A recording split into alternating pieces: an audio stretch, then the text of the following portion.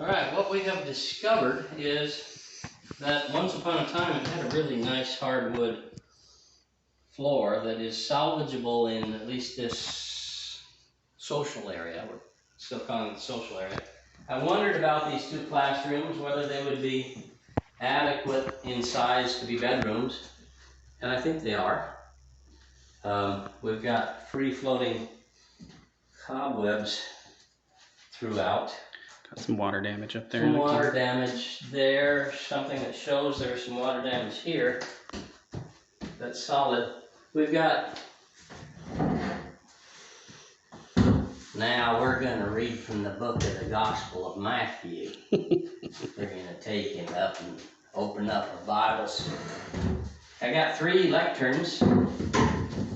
And yes, I know what a lectern is. In government service, I had to buy lecterns. Chairs, I got 1, 2 here. The wiring is surface mounted. That's got to go. And don't you love the bunnies? I love the bunnies. This must have been their primary school classroom. Bunnies up top, too. All right, the other classroom then. This buff out the floor should be good. Clifford Wolf for Santa Rosa Baptist Church, Weatherby. Okay, he got his mail at Weatherby. That's good to know because it's the closest. This room is ducted heat from this heater in through here, and then there's this into a spillover room, which I intend to make this, well, I can't pass through a bedroom. I want that to be my office. There's a dead bird in there. Oh, really? Yeah. This is the nastiest, but the floor will come up good. Oh, I didn't notice the dead bird before. I didn't notice the dead bird before either. Maybe the dead bird's new. No. Maybe they brought you a housewarming present.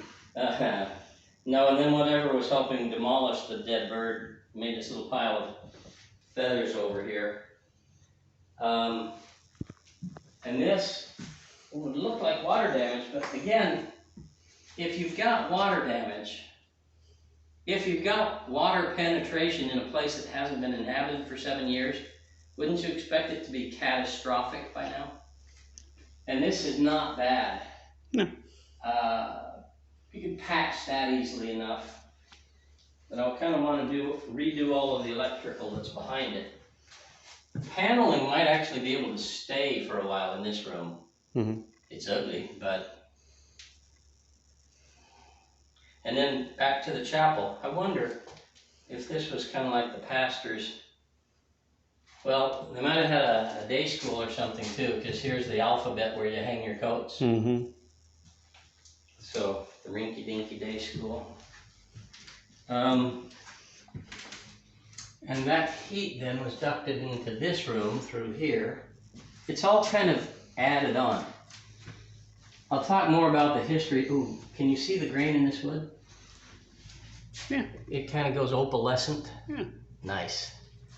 I'll talk about the history of the place later, but the earliest I've seen it is in an aerial photograph from 1958 that shows a gleaming church with its gleaming new sidewalks and the pastor's house right next door. Let's get there after we look at the old... It's not a Wurlitzer, it's a Kahn. Mm. Old electric church organ. Old electric church organ, light fixture covers. Honky-tonk piano. That needs a lot of work. Solid wood table. Oh, the old Formica. Card table.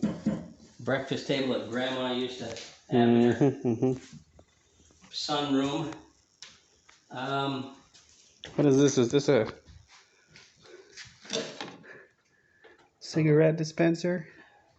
Ooh, condom dispenser. Condom dispenser for your church activities. Check that out. Oh, so it was probably in the restroom of the, after this became a venue. Yeah. Venue, because certainly not what you want in your church venue. Tubs and buckets, yay! Buckets! Buckets, I didn't bring a bucket. Now you got some buckets. I got some buckets. A pane of glass. Oh, and so right here, this field was where the pastor's house was. Bada boom. Bruce, who we met early this morning, recommended a guy to come cut it. Says he's the guy who's always been cutting that lawn, Jack. But I talked to Jack, and he said he doesn't have a mower now. He's just got a weed whacker. So I thought, since I want to put some Arizona, some fruit trees up at this end, and a kind of a formal garden, raised bed garden down here, I might as well dig it all up. Might as well just dig it all up. But won't that take weeks? Yes, it will. Yep, it will. All right, we'll catch you soon.